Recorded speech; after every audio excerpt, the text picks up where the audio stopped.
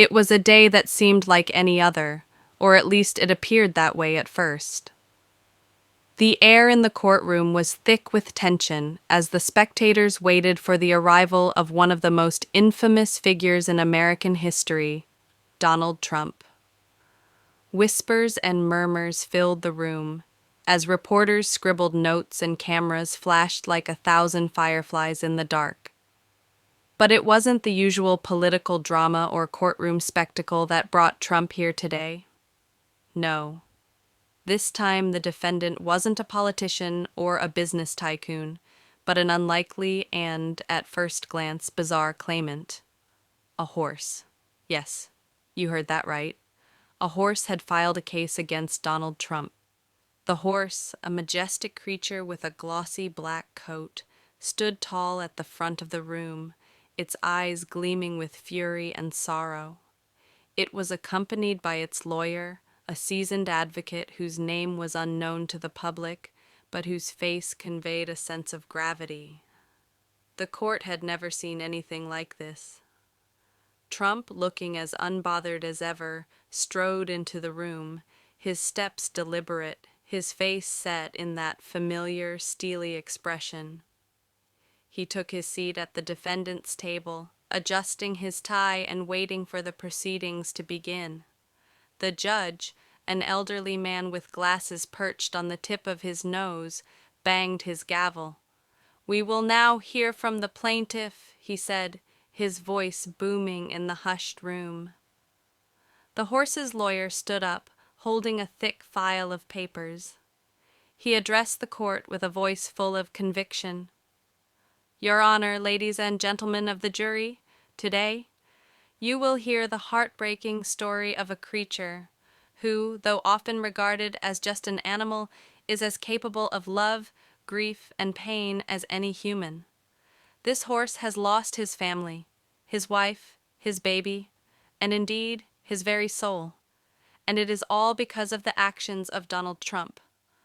The room fell silent, the air tense with confusion and curiosity. A horse? A family? What could this mean? The lawyer continued, his voice gaining strength.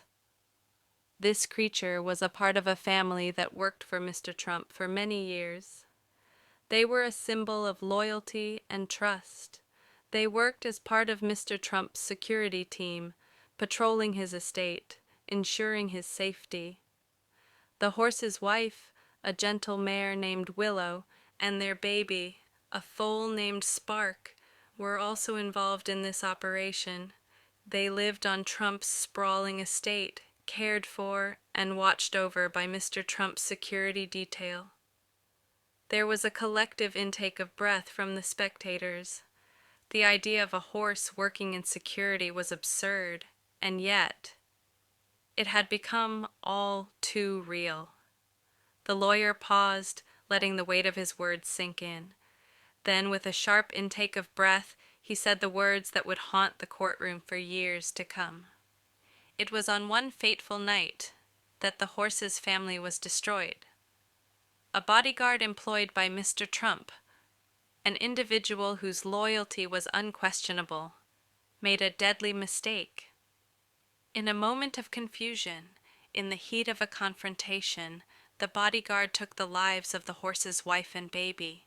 They were killed in cold blood in front of his eyes. The room seemed to hold its breath, and even Trump's usual confident demeanor faltered for a moment. The horse itself, standing there like a shadow of its former self, snorted loudly, a sound filled with grief. Its eyes were wide, teeming with pain and loss. For the first time, the public saw the horse not as an animal, but as a victim, a creature in mourning, capable of heartbreak just as deeply as any human. Trump shifted in his seat, his face hardening, but his eyes, those eyes, betrayed a flicker of something, regret, guilt. The horse's lawyer looked at Trump, then at the judge, before turning back to the jury. Now, the question remains, why didn't Mr. Trump take action? Why did he not punish the bodyguard for what was done? Why did he let the murderer go unscathed while the horse's family was torn apart? The answer, Your Honor, is simple. Mr. Trump did not care. His concern was not for the family he had destroyed, but for the image that might be ruined if this was ever known. He chose to remain silent, allowing the bodyguard to go free. Trump stood up abruptly, slamming his hand on the table. "That's not true," he shouted, his voice full of fury.